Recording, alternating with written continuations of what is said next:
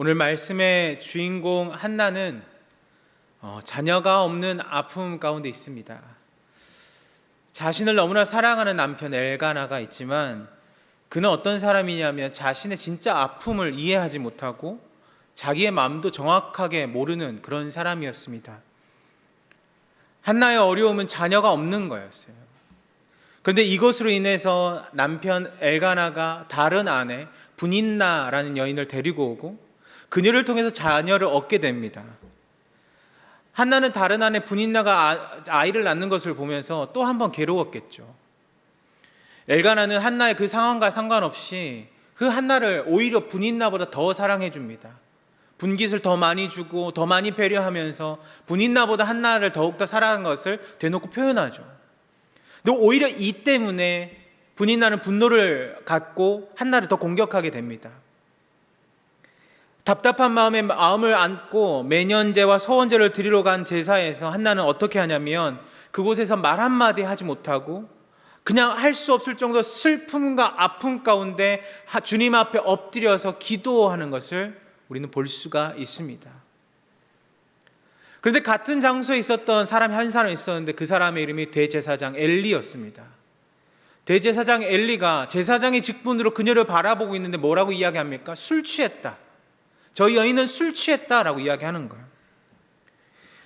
자신이 제사장의 직분으로 성소에 있으면서도 어떤 사정인지 그 여인이 어떤 마음인지도 모르고 오해를 불러일으켜요. 그러나 엘리와 한나가 대화를 하는 가운데 그 한나의 정확한 마음을 알게 되고 오해를 풀고 나서 돌려보내는 말이 무엇이냐면 하나님이 내가 기도하여 구한 것을 허락하신다라고 이야기합니다. 이것이 오늘 우리가 읽었던 본문의 앞선 내용들입니다. 제가 올해 전반기 사무엘상 말씀을 한번 성경 공부로 나눈 적이 있는데 1강, 2강에 보시면 이 내용이 조금 자세하게 나와 있습니다. 근데 오늘 말씀은 그 이후의 내용이에요. 우리가 이 앞의 내용을 정확히 이해해야만 오늘 말씀을 좀 알 수가 있습니다. 그래서 잠깐 언급하게 되었습니다. 오늘 말씀의 본문은 그 앞선 본문과 시간의 간격이 거의 없이 계속 이어지는 내용입니다. 엘가나와 모든 가족들이 자신의 집에 있는 라마로 돌아가기 전에 아침 일찍이 일어나서 경배하고 자신의 집으로 돌아가게 됩니다. 근데 집으로 돌아가서 한나는 엘가나와 동침하게 되는 그때 하나님이 그에게 말씀하신 것이 있어요. 무엇이냐면 그를 생각했다라고 하는 겁니다. 그를 생각했다. 우리가 읽은 성경에는 생각했다라고 이야기하지만 쉬운 성경을 찾아보면 더 쉬운 말로 기억했다라고 이야기하고 있습니다. 기억했다. 저는 사실 생각했다라는 단어보다 기억했다라는 단어가 더 쉽게 이해가 되었습니다. 그래서 기억했다는 말로 좀 해석해 보겠습니다. 우리가 누군가를 기억했다라고 하는 것은 어떤 의미를 갖고 있습니까? 두 가지 의미밖에 없을 거예요. 첫 번째는 긍정적인 기억이에요. 또 다른 것은 무엇입니까? 부정적인 기억이에요. 나에게 긍정적인 영향력을 끼친 사람, 부정적인 영향력을 끼친 사람을 통해서 나에게 어떻게 기억되는지 두 가지가 기억이 됩니다. 오늘 말씀에서 하나님께서 한나를 기억하는 것은 그 아들을 주신 장면과 그녀의 기도의 내용을 통해 살펴봤을 때 한나는 하나님에게 어떤 영향력으로 기억되는 사람이었냐면 긍정적인 영향력으로 기억됨을 우리가 알 수가 있습니다. 한나는 이제 어떻게 되었냐면 하나님께서 기억하는 존재가 되었어요. 하나님이 한나를 그렇게 기다리시는 거예요. 어떻게 보면 하나님은 한나를 그런 사람으로 세우시는 시간이 필요했을 것입니다. 기억되는 존재가 되도록. 누가요? 한나 스스로가요. 하나님은 이미 한나를 이전부터 하나님의 그 방법대로 하나님의 계획대로 이끌 수 있었겠지만 한나 스스로 하나님을 찾을 수 있도록 기다리셨어요. 근데 이 기다림이라고 하는 것이 이 당시 이스라엘 백성들에게 그 하나님과의 관계에 있어서 끊임없이 나타났던 모습이었습니다. 기다림. 이들의 조상들, 모압 평지를 떠났던 이들의 조상들이 모세를 통해서 하나님이 뭐라고 말씀하셨냐면 이스라엘 백성들이 가나안 땅에 들어가면 내가 왕을 너희에게 주겠다라고 말씀하셨어요. 그런데 그들이 가나안 땅에 들어가서도 왕을 세우겠다라고 하는 하나님의 뜻이 어떻게 됩니까? 보이지 않는 거예요. 왕을 세우는 대신에 하나님께서 무엇을 세우시냐면 사사를 세우시죠. 그 세운 사사들을 통해서 그 이스라엘 민족 가운데 닥쳐오는 아픔과 어려움들을 그들을 통해서 말씀하시고 그들에게 그 일들을 행하셨어요. 그런데 문제는 무엇이었냐면 이 사사라는 사람들이 하나님의 말씀을 전하지만 백성들에게 그 백성들의 삶에 믿음에 미치는 영향력이 크지가 않았다라는 사실입니다. 사사들이 민족의 어려움이나 아픔, 시험들을 그 백성들을 하나님의 방법과 계획대로 이끌어가지만 그들의 삶의 영향력이 백성들에게 미치지 못하는 거예요. 여호수아 이후로 지도자의 타락과 그 왕이 없으므로 우리가 이 사사 시대에 통칭하는 말, 관통하는 말, 바로 각기 자신의 소견대로 행하였다라는 것이 이들의 삶의 모습입니다. 하나님이 어떤 것을 알고 계시냐면 시대가 변해함을 알고 계셨어요. 이미 그렇게 준비하고 계시지만 이 하나님께서 즉시 왕을 세우지 않으시고 어떻게 하시냐? 기다리시는 거예요. 기다리시는 거. 말씀하시고 이루시는 그 과정 가운데 엄청난 간극이 있어요. 몇십 년, 몇백 년의 간극이 있습니다. 그러나 그 시간을 기다리는 거예요. 그렇다면 왜 이 민족에게 기다림이 필요했을까? 이스라엘의 초대왕 사울을 세우기 전에 누구를 먼저 세워야 합니까?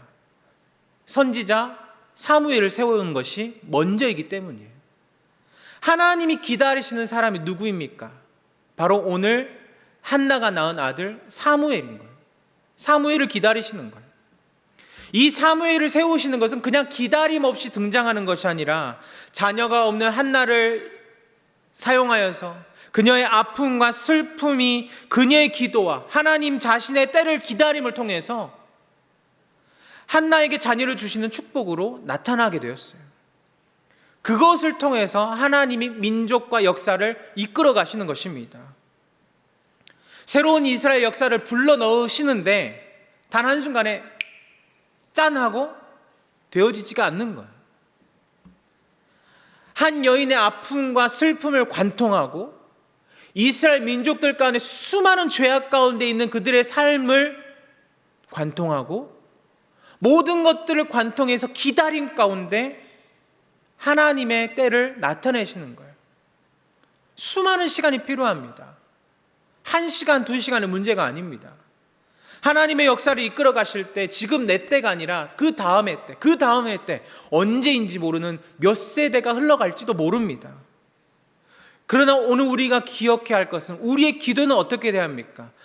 내 때가 아니더라도 몇 세대가 흘러갈지라도 우리의 삶 가운데 하나님의 반드시 응답이 이루시는 그때까지 기도하는 저와 우리 모든 성도님들 되시기를 간절히 소망합니다. 시간의 간격을 두고 보면 답답해요. 그러나 하나님의 기다림을 보시면 하나님이 이루실 때가 반드시 다가오게 될 줄로 믿습니다. 하나님께 한나가 기억되는 것처럼 우리도 하나님께 기억되는 존재가 되기를 간절히 소망합니다. 그렇다면 우리가 어떻게 해야 기억이 되는 존재가 될까요? 여러분, 어떻게 하면 우리가 하나님께 기억되는 존재가 되겠습니까? 다들 결혼하셔서 아시겠고 연애를 해보셔서 아실 겁니다.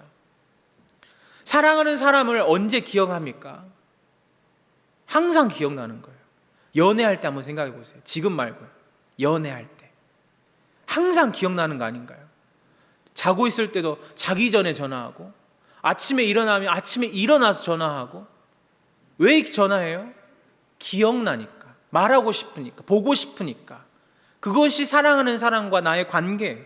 지금 뭐 하고 있을까? 무슨 생각을 할까?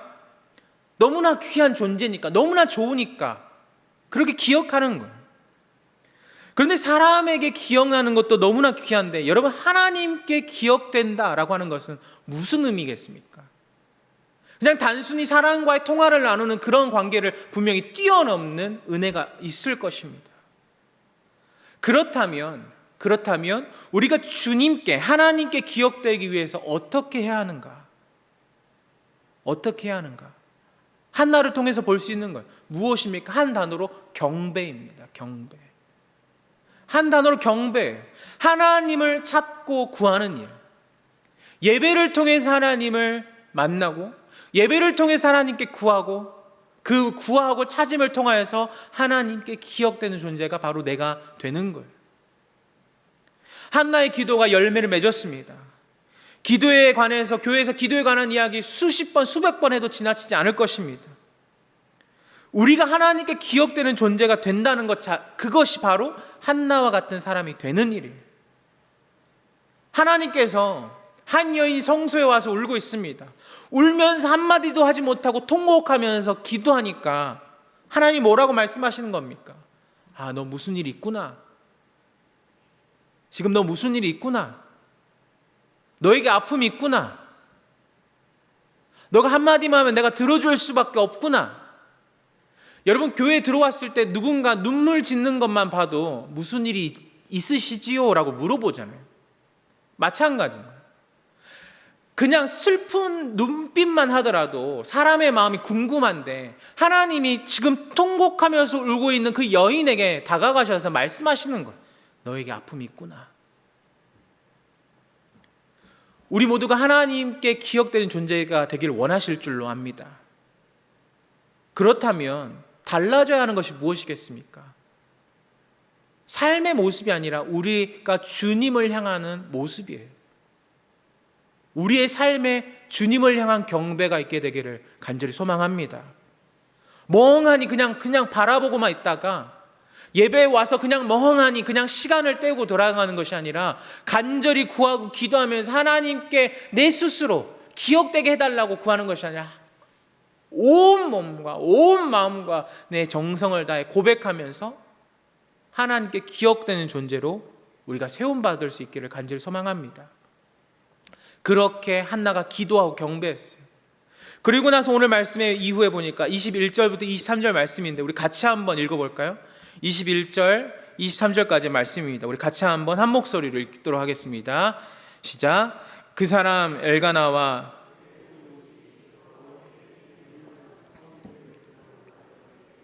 오직 한나는 올라가지 아니하고 그의 남편에게 이르되 아이를 젖대거든 내가 그를 데리고 가서 여호와 앞에 뵙게 하고 거기에 영원히 있게 하리이다 하니 23절 그의 남편 엘가나가 그에게 이르되 그대의 소견에 좋은 대로 하여 그를 젖대기까지 기다리라 오직 여호와께서 그의 말씀대로 이루시기를 원하노라 하니라 이에 그 여자가 그의 아들을 양육하며 대기까지를 기다리다가 아멘.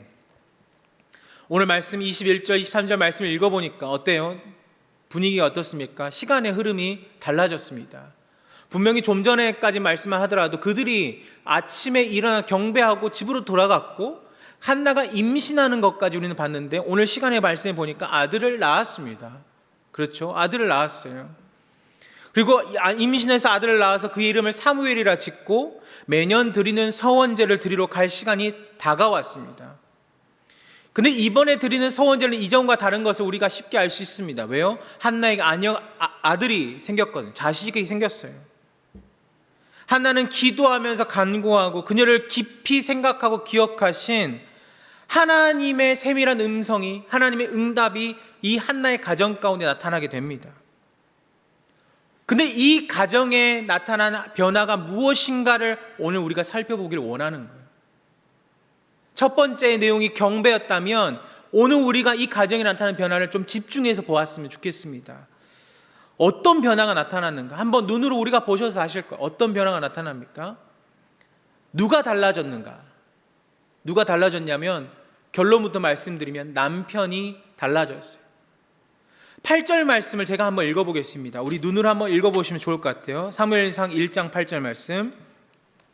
그의 남편 엘가나가 그에게 이르되 한나여 어찌하여 울며 어찌하여 먹지 아니하며 어찌하여 그대의 마음이 슬프냐 내가 그대에게 10 아들보다 낫지 아니하냐 하니라. 지금 이 내용은 무슨 말이냐면 엘가나는 한나를 더 사랑해서 안타까이 여겨서 그 분인 나보다 분깃을 더 많이 주고 배려하지만 한나는 여러 가지 상황 때문에 너무나 마음이 괴롭습니다. 너무나 괴로운 나머지 식음도 전폐하면서 애통하면서 간타까워하는데 엘가나가 했던 8절 마지막에 말이 뭐래요? 내가 열 아들보다 낫지 아니하냐라고 이야기하는 거예요. 이렇게 말했던 사람이었어요. 사실 남자와 여자는 너무나 다릅니다. 그렇죠? 제가 이 사무엘상 말씀을 볼 때마다 항상 떠오르는 아주 웃긴 드라마의 장면이 있습니다. 응답하라 1994라는 드라마를 혹시 기억하시는지 모르겠어요. 그 장면에 이런 내용이 나요. 남자와 여자의 완벽히 다른 모습이거든요. 남자 그룹이 있고 여자 그룹이 있어요. 근데 여자들이 남자에게 질문을 합니다. 한 여자친구가 새로운 집에 들어갔어요. 근데 들어가서 새 집에 들어갔으니까 페인트 칠을 해요. 닫으면 페인트 칠 냄새가 나고 문을 열면 매연이 너무나 많이 들어요. 남자에게 질문합니다. 문을 닫는 것이 좋을까? 여는 것이 좋을까? 경상도 남자가 첫 번째 대답하면 닫는 것이 좋지 않을까? 차라리 페인트 냄새가 낫지 않을까? 이야기해요. 전라도 사람이 이야기합니다. 그래 차라리 그냥 매연 냄새가 낫지? 이렇게 이야기합니다. 여자들이 원하는 답이 뭐예요? 뭐겠습니까? 우리 권사님들 아시겠죠? 괜찮아? 라는 말이었어요. 근데 남자들은 어떻게 이해하냐면 두 가지를 질문했잖아요. 문을 여는 게 좋을까? 닫는 게 좋을까? 남자들의 생각은 어디까지 미치냐면 딱 두 가지만 생각해요. 여는 것이 좋을지 나쁜 것이 좋을지. 마찬가지로 엘가나도 지금 자기 나름에는 무엇을 이야기하고 있냐면 아내의 마음을 위로하고자 했던 말이에요. 근데 이 말이 여러 상황을 봤을 때 전혀 위로가 되지 않는 것이죠. 이렇게 내가 열 아들보다 낫지 아니하냐라고 했던 그가 뭐라고 오늘 이야기합니까? 달라져서 했던 말이 그대의 소견에 좋은 대로 하라라고 하는 겁니다. 그대의 소견대로 좋은 대로 하라. 한나의 행동에 대해서 그 질문에 대해서 답하는데 이것이 한나의 마음을 그대로 관통하는 거예요. 여기서 말하는 그대의 소견에 좋은 대로라고 하는 것은 그냥 우리가 듣기에는 그냥 해석하기에는 뭐 어떻게 해석됩니까? 그래 네 알아서 해라. 너 편할 때 해라 라고 들리는데 그 말이 그런 무책임한 말이 아니라 지금 한나가 얘기하는 것을 보십시오. 한나가 남편에게 하는 것은 어떤 내용이었냐면 내가 매년 이 가정에서 드리는 서원제와 매년제를 따라가지 않겠다라고 이야기해요. 지금은 못 따라갑니다. 이 아이가 너무나 어리기 때문에 젖을 뗄 때까지 기다리다가 젖을 떼면 여호와 앞에 이 아이를 뵙게 하고 영원히 거기에 있게 하겠다, 바치겠다라고 이야기합니다. 이 한나의 고백이 사실 문제가 있거든요. 왜 문제냐면 이것은 그냥 쉽게 넘어갈 수 있는 문제가 아닙니다. 그냥 단순히 가정을 놓고 봤을 때 이래요. 이들에게 아들 사무엘은 어떤 아들입니까? 손이 너무나 귀한 아들이에요. 너무나 귀한 아들이잖아요. 눈물의 기도로 많은 기다림 가운데 얻은 아들입니다. 엘가나의 관점에서 보아도 포기할 수가 없어요. 이해될 수 있는 상황이 아닙니다. 아이가 태어났으니까 얼마나 보여주고 싶을까요? 사람들에게도 심지어 하나님께 보여드리고 싶었을 것 같아요. 근데 이 아빠의 마음이 이런데 아내가 뭐라고 해요? 지금 기다리다가 지금은 아니다라는 거예요. 우리 성도님들 이사하거나 새 차를 사시면 어떻습니까? 목회자에게 찾아오셔서 예배를 드려달라거나 기도를 해달라거나 그렇게 부탁을 하십니다. 왜 그런 부탁을 합니까? 보여주고 드러내고 싶어서가 아니잖아요. 기도받고 축복받고 싶어서 기도해달라고 하는 거잖아요. 마찬가지인 거예요. 아빠의 마음에서 하나님께 보여드리고 축복받고 싶었을 거예요. 근데 다 양보해서 아빠의 마음을 이해한다 하더라도 더 큰 문제가 있어요. 이보다 더 큰 문제는 무엇이냐면 지금 한나가 말하는 것은 사무엘을 젖댈 때까지 기다리다가 여호와께 드리겠다, 바치겠다. 다른 말로 하면 나시린으로 그를 드리겠다라고 이야기합니다. 이것이 왜 문제인가? 율법을 설명하는 민수기 30장 13절 말씀에 이렇게 이야기하고 있습니다. 모든 서약은 그의 남편이 그것을 지키게도 할 수 있고 무효하게도 할 수 있다라고 이야기하는 거예요. 이것이 문제가 되는 거거든요. 무슨 말이냐면 아무리 한나가 하나님과 관계를 통해서 하나님께 고백했다 할지라도 한나의 말을 엘가나가 나는 받아들일 수 없어. 그건 나 없이 한 서약이기 때문에 무효화될 수 있어. 이렇게 말해버린다면 율법적으로 어긋나기 때문에 모든 것을 되돌리겠다라고 말해버린다면 한나의 마음대로 할 수 있는 부분이 아니란 사실입니다.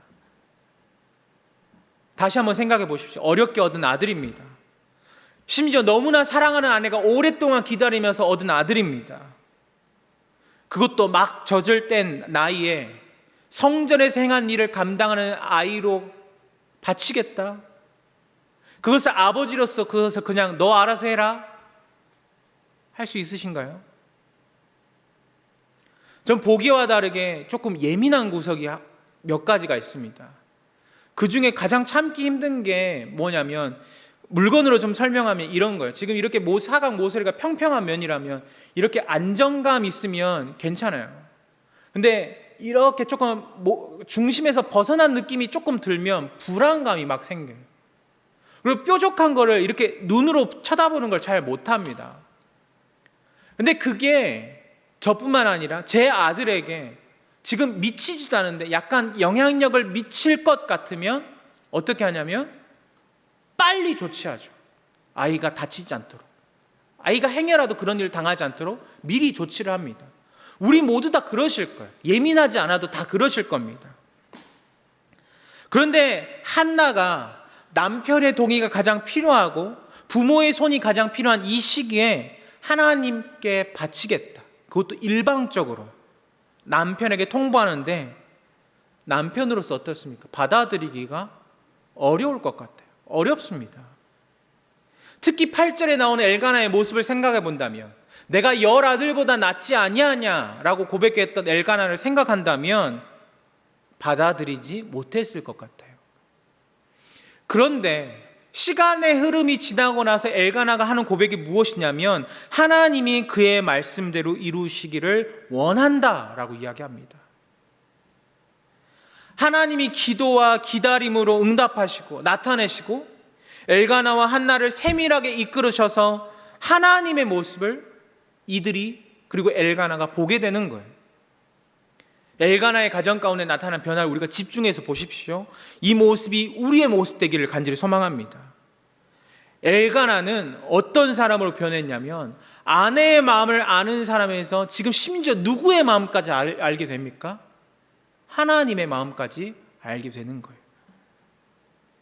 자신의 어떠한 동의 없이 한나 스스로 한 소원 얼마든지 되돌릴 수 있지만 되돌리지 않고 인정하는 겁니다. 한나의 뜻 존중할 뿐만 아니라 하나님이 한 소원을 흔들림 없이 지키려고 믿음으로 엘가나가 그것을 이어가는 거예요. 믿음이 엘가나에게 생긴 거예요. 제가 청년부를 예전에 사역할 때 가장 많은 청년 자녀들 성도님들이 가장 많이 하는 말씀이 있습니다. 그게 뭐냐면 제 아들이 교회를 잘 다니지 않으려고 해요. 제 자녀가 예전에 교회 열심히 다녔는데 지금은 많이 방황하네요, 목사님. 어떻게 해야 될까요? 교회를 다니지 않는 자녀들을 보면서 굉장히 불안해하시고 안타까워하십니다. 청년들만 그런가요? 그렇지 않아요. 제가 교구도 맡고 있지만 교구를 맡으면 대부분 권사님들 그런 말씀하세요. 제 남편이 제가 교회 다니는 거 핍박하지도 않고 기도하는 거 뭐라 하지도 않는데 교회 오라고 하면 안 오네요. 교회 가자고 하면 교회 얘기 꺼내지도 말라고 이야기하네요. 목사님. 대부분 그러시거든요. 그런데 제가 드리고 싶은 말씀은 무엇이냐? 오늘 바로 이 말씀이에요. 우리가 말씀을 통해서 깨닫는 것은 무엇이냐면 하나님이 원하시는, 하나님이 바라시는 이 남편과 자녀의 변화는 교회에 굳이 나오는 것만이 변화의 끝이 아니라는 사실입니다. 교회를 나와서 예배를 드리는 것만이 변화의 시작이 아니라는 사실이에요. 무슨 말씀이냐면 하나님의 변화의 시작은 엘가나가 하나님과 한나의 마음을 알아주는 것처럼 다른 사람이 나의 마음을 알아주는 것에서 시작하는 것이 변화의 시작입니다. 내가 혼자 스스로 결단하고 서원한 기도를 남편의 관점에서, 자녀의 관점에서 무조건 받아들여 줄 수가 사실 없어요. 나는 그런 결정한 적도 없고 나는 그렇게 말하지도 않았는데 혼자 스스로 나오려고 했다라고 하니 다른 사람 입장에서 받아들일 수가 없습니다. 그러나 우리가 가정에 대해서 얘기를 나눈과 동시에 감사한 것은 무엇이냐면 항상 권사님들이 이렇게 이야기하죠. 마지막에 끝날 때 제가 아무리 끌고 오려고 해도 오지 않지만 내가 교회 나가는 거 그리고 기도하는 거 그래도 뭘 하지는 않네요. 사랑하는 성도 여러분, 이 말씀을 드리고 싶었어요. 하나님의 변화의 시작은 마음을 아는 것에서 시작합니다.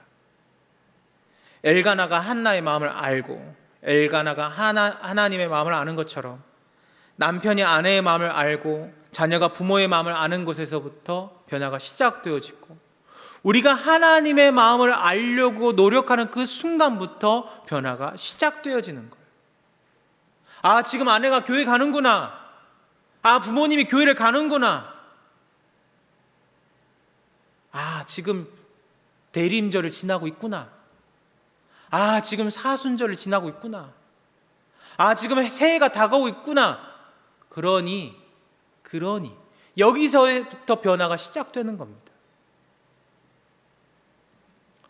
또 한 가지 나누고 싶은 것은 우리에게 하나님의 마음을, 하나님의 뜻을 아는 문제는 굉장히 중요한 문제예요. 우리가 그것을 항상 궁금해합니다. 하나님의 마음은 무엇일까? 하나님의 뜻은 무엇일까? 교회를 다니고 신앙생활을 할 때마다 우리가 하나님 앞에 수만 가지 기도 제목을 던지지만 내 응답은 왠지 더딘 것 같아요. 근데 다른 사람의 응답은 굉장히 빠른 것처럼 느껴집니다. 아, 저 사람은 벌써 저렇게 됐어? 저 사람 자녀들은 벌써 저렇게 됐어? 나는 이런데 비교를 하게 되죠. 그러면서 하나님의 뜻이 무엇인지, 하나님의 음성이 무엇인지 흐려지게 되고 알 수 없게 되고 불안해합니다. 그런데 오늘 제가 말씀을 묵상하면서 우리 성도님들에게 말씀을 전하기 위해서 고민했던 하나님의 음성은 어떤 것인가라는 질문에 저는 답을 이렇게 내었습니다. 하나님의 음성은 어떤 것인가? 자연스러움이라는 거예요. 자연스러움. 교회에서 이 자연스러움이라는 것을 잘 받아들이지를 못합니다. 뭔가를 진취적으로 해야 되고 뭔가를 굉장히 화려하게 해야 하고 이전과는 완전히 다른 것들을 나타내야 새로워지는 것 같아요. 그런데 오늘 제가 묵상하면서 보는 하나님의 음성은 무엇인가? 자연스러움이라는 거예요. 우리가 충분히 생각할 수 있고 고민할 수 있는 그런 결정, 그런 자연스러움이 사실 하나님의 마음이었다는 사실입니다. 한나가 처음부터 고민했던 것은 무엇이었냐면 자녀가 없는 아픔이었어요. 그런데 엘가나가 뭐라고 이야기합니까? 8절 말씀에 내가 그대에게 열 아들보다 낫지 아니하냐라는 답을 던지는 거예요. 여러분, 자연스러운 답이 무엇일까요?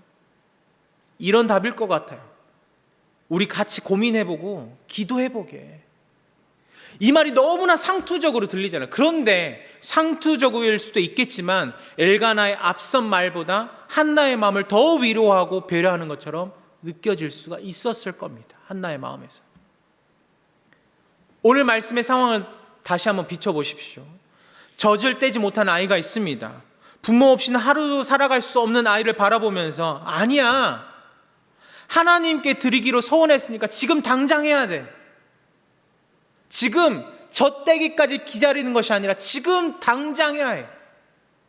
하나님의 말씀에 어떻게 바로 순종하지 않을 수 있어? 아니면 반대로 내 동의 없이 서원을 해? 받아들일 수 없어. 이렇게 말했다면 문제가 되는 거예요. 한나의 가정뿐만 아니라 우리의 삶을 놓고 봐서도 마찬가지입니다. 교회에 나오는 것이 어려운데 억지로 가져다 끌어다 놓으면 어떻게 됩니까? 서로 불편함이 생겨요. 나도 눈치 보이고 그 사람도 힘들고 그를 바라보는 목회자들도 힘들고 이로 인해 갈등이 생길 때가 더 많은 것을 보게 됩니다. 그렇다면 제가 던지고 싶은 결론은 무엇이냐면 우리 가운데 살아나야 하는 것이 무엇일까요? 가장 먼저 살아나는 것이 무엇일까요? 저는 본질이라고 생각합니다. 가정의 본질은 무엇이겠습니까? 사랑하고 화목하는 일이에요. 그것이 먼저 회복되어져야 해요. 예배의 본질은 무엇이겠습니까? 교회의 본질은 예배를 회복하는 거예요. 예배를 회복하는 거예요. 예배를 회복하는 것은 무엇입니까? 내 마음을 변화시키는 거예요. 이전에 지금까지 살아왔던 삶의 패턴과 방법대로 그대로 행할 수도 있어요. 그런데 마음을 새롭게 하는 거예요. 너무나 당연한 일이지만 자연스러움 안에서 결정되는 것이 하나님의 마음이고 하나님의 뜻입니다. 주님의 방법이라면 우리의 생각은 어떻습니까? 더 큰 결정이고 더 큰 그림이고 예수님의 제자들처럼 주님이 우리의 인생 가운데 찾아오시면 완전히 달라질 거야 라고 이야기하지만, 그렇지만 지금 이 순간 하나님이 우리 가운데 원하시는 것은 무엇이냐면 이 시간의 흐름대로 지나가는 신앙 안에서 자연스러운 믿음의 선택들을 우리 가운데 원하시는 줄 믿습니다. 제가 왜 이런 고민을 하게 됐냐면 사순절을 지나는데 아내와 최근에 이전의 사진들을 보다가 제 아내가 너무나 감동이 된 사진이라고 저한테 보여줬어요. 그게 뭐였냐면 성탄절 때 저 아들이 한 5-6살 됐을 때 제가 처음으로 아내한테 우리 성탄절 때 저녁에 촛불 켜놓고 예배 드려보자. 사실 그 전에 물론 이브에도 예배 드리고 성탄절날도 예배 드리고 하기 때문에 지친 마음에 쉬기에 바쁘고 사람들 만나기에 바빴어요, 솔직하게. 근데 처음으로 아내와 정말 한글도 읽지 못한 아들과 같이 제가 말씀을 준비해가지고 말씀 읽었을 때 아내가 그 사진을 찍어놨어요. 그러면서 고민이 깊어졌어요. 왜 나에게 그런 은혜가 점점 잊혀져 갈까? 여러분, 우리가 생각해 보십시오. 하나님의 은혜를 받을 수 있는 환경이 너무나 많이 열려 있습니다. 그런데 그 자연스러움 안에서 느껴지는 하나님의 은혜를 경험하지 못하는 이유가 무엇입니까? 자연스러운 흐름 안에서 우리가 어긋난 길로 계속 나가기 때문입니다. 이렇게 지나가면 대림절을 지나면서 하나님을 기억하며 기도하면 될 텐데 저부터도 다른 생각이 불쑥 들 때가 있어요. 성탄절날 뭐 하지? 새해가 다가오는데 어떤 결단을 하지? 내가 뭘 다짐하지? 또 이렇게 해서 내년에 뭘 해보지? 하나님이 원하시는 것은 우리에게 원하시는 거, 저는 그렇게 생각해요. 큰 결단, 큰 결정보다 하나님의 믿음 안에서 고민하고 기도하면 자연스러움 안에서 살아가는 신앙의 선택들, 그것들을 하나님께서 우리 가운데 원하실 거라고 생각해요. 그 시작이 어디서 시작합니까? 우리의 마음을 살피고 상대방의 마음을 살피고 하나님의 마음을 살피는 그것에서부터 시작될 줄 믿습니다. 여러분, 우리 하나님이 이 땅을 바라보시면서 어떤 마음이 드실까요? 여전히 코로나로 우리의 마음이 빼앗겨버리고 연말 연시로 인해서 수많은 다짐과 계획과 약속이 있지만 여기에 마음을 빼앗겨버린 우리를 바라보시면서 어떤 마음이 드실까요? 우리가 하나님의 마음을 살피시기를 원합니다. 그리고 하나님의 마음에, 그리고 하나님의 생각에 기억되는 거룩한 믿음의 성도로 살아갈 수 있는 우리 모두가 될 수 있기를 간절히 소망합니다. 달라져야 해요. 마음을 살피시고 마음을 새롭게 하시고 온전히 주를 향한 믿음의 결단들로 살아내시는 우리 모든 대광의 성도님들 되시기를 간절히 소망합니다. 기도하겠습니다. 거룩하신 아버지 하나님, 감사합니다. 늘 부족한 우리이지만 늘 충만한 은혜를 허락하여 주시며 감사합니다. 한결같은 은혜를 우리 가운데 말씀하여 주시고 그 은혜를 쫓아 살아갈 수 있도록 인도하여 주신 주님, 우리가 일상이 때론 지루하게 느껴지지만 자연스러움 안에서 우리 가운데 허락하신 귀한 하나님의 축복인 줄 믿습니다. 그 축복을 따르며 살아가는 우리 삶이 될 수 있도록 인도하여 주시옵소서. 모든 것 감사드리며 살아계신 우리 주 예수 그리스도의 이름으로 기도하옵나이다. 아멘.